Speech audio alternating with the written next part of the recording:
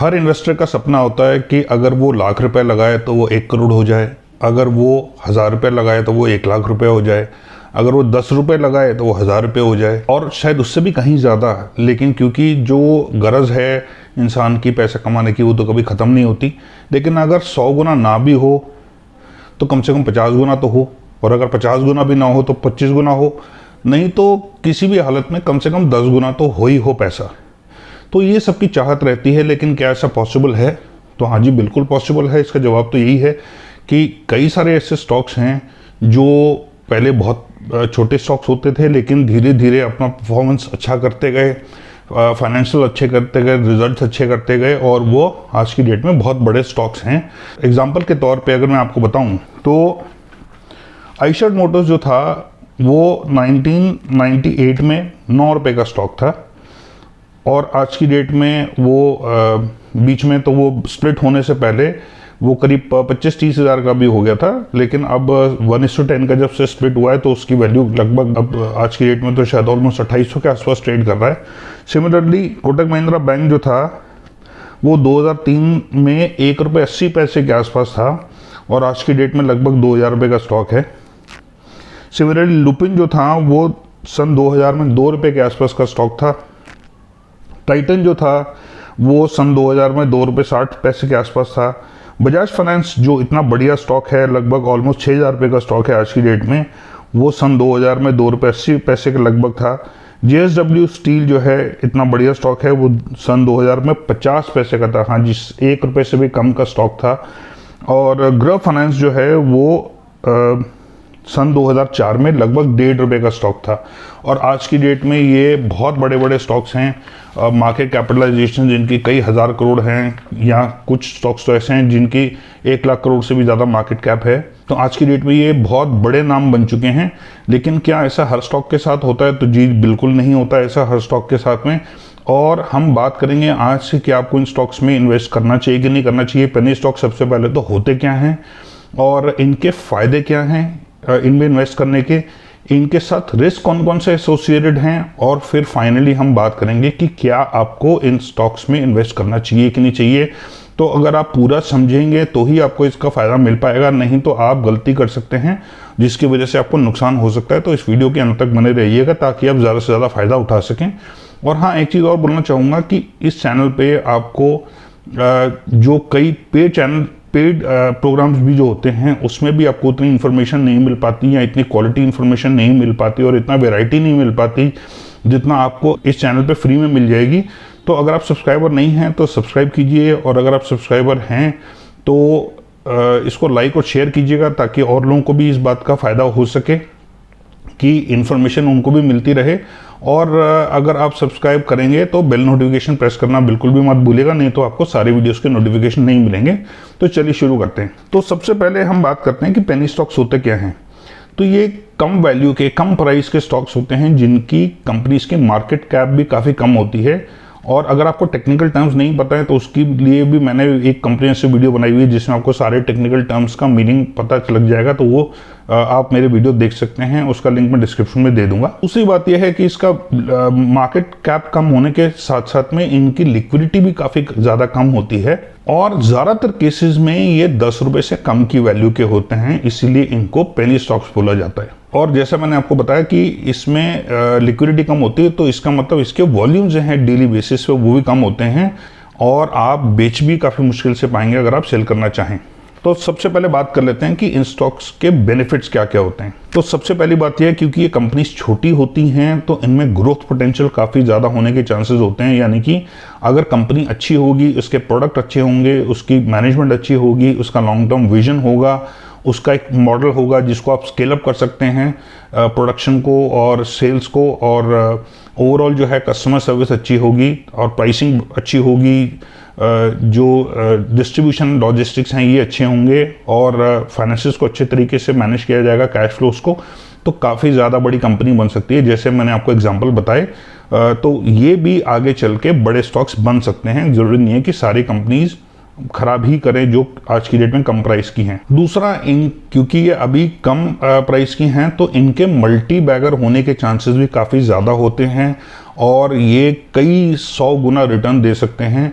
तो जैसे मैंने आपको आयशर मोटर का एग्जांपल बताया, तो 9 रुपये का स्टॉक था और आज की और स्प्लिट होने से पहले वो 25,000 से ऊपर का स्टॉक बन गया था। तो आप सोच सकते हैं कि कितने ज़बरदस्त गुना उसने रिटर्न्स किए कुछ ही सालों में।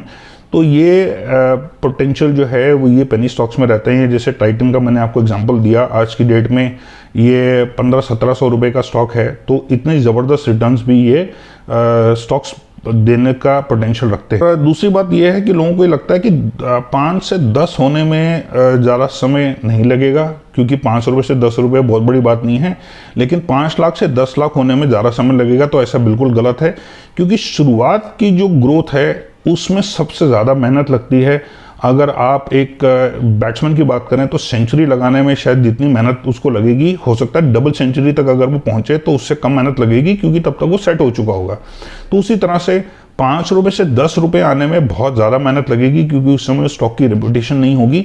लेकिन जब वो स्टॉक बड़ा बन चुका होगा, जब उसको लोग जानने लगेंगे, तो अगर वो 100 रुपये का भी होगा तो 200 रुपये होने में ज़्यादा टाइम नहीं लगेगा जितना 5 से 10 रुपये होने में लगा था, और 500 से 1000 में टाइम नहीं लगेगा। सिमिलरली 5000 से 10,000 होने में भी टाइम नहीं लगेगा।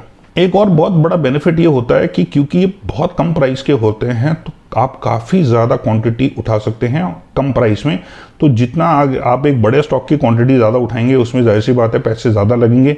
लेकिन यहाँ पे अगर 10 रुपये का स्टॉक है और अगर आपने 1 लाख रुपए लगाए तो आपके 10,000 शेयर आ जाएंगे, जो कि काफ़ी बड़ी बात होती है। और अगर ये स्टॉक आगे जाके 100 रुपये का हो गया, आपने लगाए थे सिर्फ 1 लाख रुपए और बन गए 10 लाख रुपए, या आपके कल को और भी ज़्यादा बन सकते हैं, डिपेंडिंग ऑन वो स्टॉक की ग्रोथ कितनी होती है आने वाले समय में। पेनी स्टॉक्स में इन्वेस्ट करने के कुछ डिसएडवांटेजेस भी हैं। तो सबसे पहला डिसएडवांटेज ये है कि इसमें रिस्क बहुत ही ज़्यादा रहता है।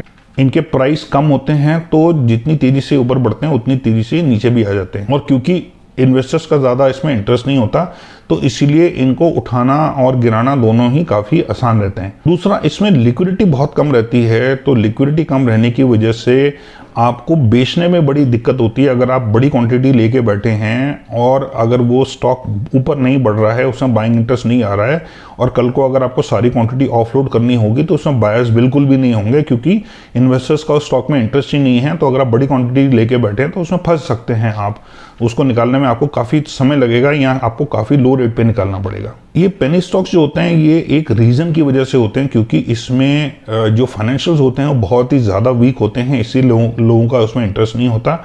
और दूसरी बात यह है, इनमें क्योंकि सेल्स कम होती है, कैश फ्लोज कई बार नेगेटिव होते हैं, प्रॉफिट्स की जगह लॉसेज होते हैं या बहुत कम प्रॉफिट्स होते हैं comparatively, return on assets, return on equity बहुत कम होता है। कई सारी ऐसे प्रॉब्लम्स होती हैं जिनकी वजह से ये पेनी स्टॉक ही रहते हैं।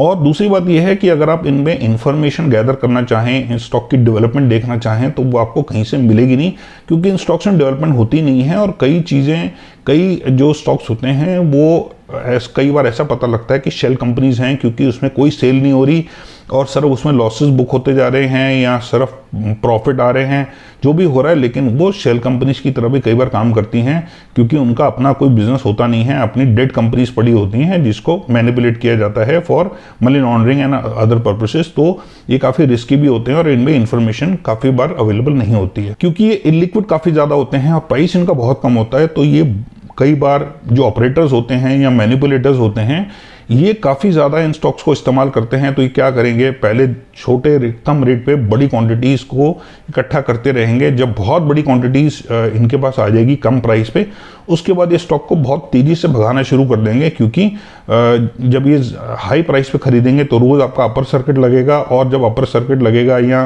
काफ़ी तेज़ी से स्टॉक बढ़ेगा तो जो लोग तंग होके दुखी होके बैठे थे कि ये स्टॉक बढ़ नहीं रहा है, फटाफट बेचने के लिए भागेंगे, क्योंकि उनको कुछ भी रेट ठीक ठाक मिल जाए तो वो एग्जिट करना चाहेंगे, क्योंकि काफ़ी टाइम से वो कम रेट पे फंसे हुए होते हैं। तो उनको एग्जिट का एक मौका चाहिए होता है, जो कि ये मैनिपुलेटर्स प्रोवाइड कर देते हैं।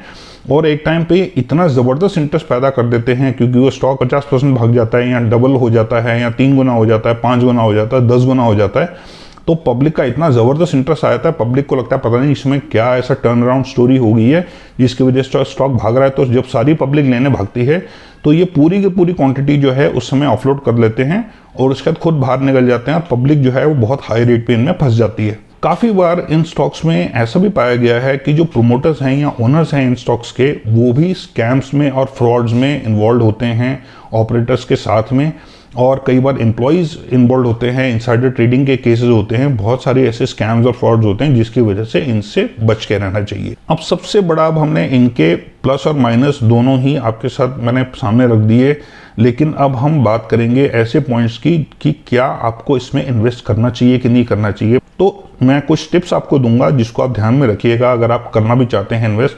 तो सबसे पहली और सबसे इंपॉर्टेंट टिप ये है कि आप उतना ही अमाउंट डालिएगा जो आप लूज करना अफोर्ड कर सकते हैं। यानी कि अगर आपको लगता है कि ठीक है, अगर मैंने इसमें 10,000 रुपये डाल दिए और अगर वो 10,000 मेरे चले भी गए तो मुझे कोई गम नहीं होगा, तो आपको सबसे पहले तो ये सोच के चलना चाहिए कि अगर ये टोटल लॉस हो जाए, अगर मेरा जीरो भी हो जाए पैसे, तो भी मुझे कोई गम नहीं होगा। सबसे पहले तो आपको ये माइंडसेट बना के चलना चाहिए, आपको दुख नहीं होना चाहिए अगर वो पैसे आपके डूब गए तो। दूसरा, आपको थोड़ी सी मेहनत करनी पड़ेगी, वो ये कि आपको ऐसे स्टॉक्स ढूंढने पड़ेंगे जिनका प्राइस तो कम है लेकिन जिनमें बहुत ज़्यादा पोटेंशियल है ग्रो करने का।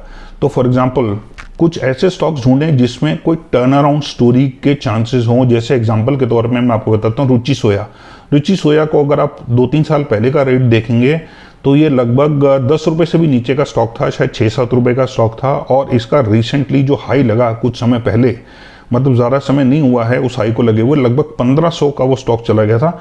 और लास्ट जब मैंने रेट देखा था कुछ समय पहले तो वो लगभग 750 रुपये का था। यानी कि इतना ऊपर जाने के बाद 50% गिरने के बावजूद भी 10 रुपये से नीचे का स्टॉक जो है वो 750 रुपये का था। तो रुचि सोया एक टर्न अराउंड स्टोरी थी जिसको टेक ओवर किया पतंजलि ग्रुप ने, और उससे पहले वो एनसीएलटी का केस था और वो अब तेजी से बढ़ के इतना ऊपर चला गया। दूसरा, ऐसा स्टॉक ढूंढिए जिसमें जो पहले की मैनेजमेंट थी वो चेंज हो चुकी है, जो कंपनी को ढंग से नहीं चला पा रही थी। अब कुछ ऐसे नाम उस कंपनी के साथ जुड़ गए हैं जो बहुत जाने माने नाम हैं, जो बहुत अच्छे नाम हैं, जो जिनकी रेपुटेशन मार्केट में काफ़ी ज़्यादा है। जैसे एग्जांपल के तौर पे मिस्टर आदित्य पुरी का नाम तो हर एक इंसान ने सुना है। वो एमडी सीईओ थे एचडीएफसी बैंक के, वो अभी रिसेंटली रिटायर हुए और अब पीएनबी हाउसिंग में अपना स्टेक लगाया है कार्लाइल के साथ मिलके, और वो स्टॉक जो है वो 2-4 दिन में ही 70% भाग गया। तो जब आदित्य पुरी जैसा नाम जुड़ेगा किसी स्टॉक में और कार्लाइल जैसे कंपनी का नाम जुड़ेगा तो वो ऑब्वियसली वो स्टॉक भागेगा। मैं ये नहीं कह रहा कि पीएनबी हाउसिंग जो है वो छोटा स्टॉक या पेनी स्टॉक था, बहुत बड़ा नाम था, लेकिन उसके बावजूद इतने बड़े नाम उसके साथ जब जुड़े तो वो तेजी से भाग गया। तो कहने का मतलब ये है कि अगर कोई छोटी कंपनी हो जिसके साथ कोई बड़ा नाम जुड़ जाता है तो ऑटोमेटिकली वो स्टॉक जो है वो वैसे ही भागने लग जाते हैं। जैसे अगर मान लीजिए मिस्टर राकेश झुंझुनवाला ने किसी स्टॉक में इन्वेस्ट किया तो जाहिर सी बात है कि वो स्टॉक में जान आ जाएगी और वो स्टॉक एकदम भागने लगेगा। नेक्स्ट, कोई ऐसा स्टॉक आप ढूंढ सकते हैं जो नया लॉन्च हुआ, कोई नया प्रोडक्ट हो, कोई यूनिक प्रोडक्ट हो जिसकी मार्केट में आने वाले समय में काफ़ी डिमांड बढ़ जाए और लोगों ने आज तक ऐसी चीज़ ना देखी हो, यूटिलिटी आइटम हो जिसकी वजह से कुछ वैल्यू एडिशन लोगों को मिले अगर वो उस प्रोडक्ट को खरीदते हैं, जिससे उनका कुछ काम आसान हो जाए या कुछ अलग यूनिक चीज़ है जो काफ़ी डिमांड में आ सकती है। तो वो स्टॉक अगर अभी छोटा भी है तो आने वाले समय में काफ़ी बड़ा नाम बन सकता है। जैसे आइशर मोटर्स बना या लुपिन बना या टाइटन बना, बजाज फाइनेंस बना, तो ऐसे जो हैं कुछ ऐसे नाम जो यूनिक प्रोडक्ट के साथ में हैं, जिनका मॉडल अच्छा हो, जिनका प्रोडक्ट अच्छा हो, तो ऐसे नाम जो हैं आगे चल के मल्टी बैगर स्टॉक्स बन सकते हैं। आप दूसरा ऐसा भी स्टॉक ढूंढ सकते हैं जिसमें कोई नई टेक्नोलॉजी यूज़ हो रही हो। जैसे फॉर एग्जांपल इलेक्ट्रिक व्हीकल्स बन रहे हैं, अगर ऐसी कोई कंपनी मार्केट में आ जाए जो नए इलेक्ट्रिक व्हीकल बनाए, या जैसे अभी हमने सुन रहे हैं फ्लाइंग कार नीदरलैंड ने बनाई है, कुछ ऐसी चीज़ हो जाए, या इलेक्ट्रिक व्हीकल्स की बैटरी जो होती हैं वो अलग टेक्नोलॉजी से बनती हैं, तो ऐसी इलेक्ट्रिक कार्स की बैटरी बनाने वाली कोई नई कंपनी आ जाए, या कोई और नई कंपनी हो जिसका कुछ और यूनिक फीचर हो, तो ऐसी चीज़ों में आप लगाएं तो फिर भी चांसेस आपके बेटर रहेंगे। लेकिन कुछ ऐसी कंपनी जो सालों से मार्केट में हैं और उसके बावजूद उनका स्टॉक जो है वो कम प्राइस पे है, तो मेरे ख्याल से उसमें बिना किसी वजह के, बिना किसी ठोस वजह के उन स्टॉक्स में पैसे लगाने का कोई फायदा नहीं है, जब तक आप उसके बारे में कोई यूनिक, कोई पॉजिटिव चीज़ नहीं सुनते हैं जिसकी वजह से वो स्टॉक काफ़ी ज़्यादा तेज़ भाग सकता है। कई लोग आपको ऐसे मिलेंगे जो आपको ये बोलेंगे कि आप ये स्टॉक खरीद लें, ये इतने सालों में इतने गुना हो जाएगा, 100 गुना हो जाएगा, 50 गुना हो जाएगा, 200 गुना हो जाएगा, 400 गुना हो जाएगा। तो मेरे ख्याल से जब तक कोई ठोस वजह ना हो, जब तक आप अपनी खुद की रिसर्च ना कर लें, सिर्फ नाम सुनने पे आप उसमें इन्वेस्ट ना करें, जब तक उनमें कोई ऐसी पॉजिटिव बात ना हो, कोई ऐसी पॉजिटिव डेवलपमेंट ना हो जिसकी वजह से वाकई में वो स्टॉक भाग सकता है। अगर आप कोई स्टॉक ले भी लेते हैं तो मैं आपको यही एडवाइस करूंगा कि एक तो उसको रेगुलरली उसके प्राइस को और उसके फाइनेंशियल्स को रेगुलरली मॉनिटर करते रहें, कहीं ऐसा ना हो कोई नेगेटिव सरप्राइज आ जाए और आपका जो इन्वेस्टमेंट है वो काफ़ी खतरे में पड़ जाए। उस कंपनी की डेवलपमेंट्स पे भी रेगुलर नज़र रखें कि भाई डेवलपमेंट्स जो हैं, जो हमने सोचा था ग्रोथ प्रोस्पेक्ट्स का, वो मटेरियलाइज हो रहे हैं कि नहीं हो रहे, वो सच हो रहे हैं कि नहीं हो रहे। कंपनी ने जो गाइडेंस दिया था कि हमारी सेल्स इतनी बढ़ जाएंगी या हमारे प्रोडक्शन कैपेसिटी इतनी बढ़ जाएगी, या जो भी और पॉजिटिव चीज़ें कंपनी ने बोली थी, कैश फ्लोज बढ़ जाएंगे, या हमारा डेट कम हो जाएगा, या हमारे प्रॉफिट्स बढ़ जाएंगे, हमारे मार्जिन्स बढ़ जाएंगे, या हम नई टेक्नोलॉजी ला रहे हैं जिससे हमारे कंपनी को इस तरह से फ़ायदा होगा। तो ये चीज़ों को मॉनिटर करना रेगुलर बेसिस पे बहुत ज़रूरी है। और टेक्निकल एनालिसिस के पॉइंट ऑफ व्यू से आप ये ज़रूर देखते रहें कि वो स्टॉक हायर हाइज बना रहा है या लोअर लोज बना रहा है। अगर हायर हाइज बना रहा है तो बहुत ही अच्छी बात है, इसका मतलब आपका स्टॉक सही ट्रैक पे है। लेकिन अगर लोअर लोज बना रहा है दैट मीन्स आपकी जो इन्वेस्टमेंट है वो खतरे में आ सकती है। तो टेक्निकल एनालिसिस के पॉइंट ऑफ व्यू से आप एटलीस्ट इतना तो देख लें कि उसके नए हाइज बन रहे हैं या नए लोज बन रहे हैं। एक पॉइंट और मैं आपको बोलना चाहूँगा कि इन्वेस्टमेंट करने से पहले ही आप उस स्टॉक का स्टॉप लॉस ज़रूर तय कर लें कि अगर ये स्टॉक इस प्राइस से नीचे चला गया तो मैं इसको बेच दूंगा, चाहे कुछ हो जाए, चाहे मेरा कितना भी लॉस उस समय तक हो चुका हो। क्योंकि लॉस आपको पहले से ही पता होगा कि आप कितनी क्वांटिटी ले रहे हैं और कितने नीचे पे आप अगर उसको बेच देंगे तो मोटा मोटी आपका लॉस कितना हो जाएगा, ये आप ज़रूर ध्यान में रखें।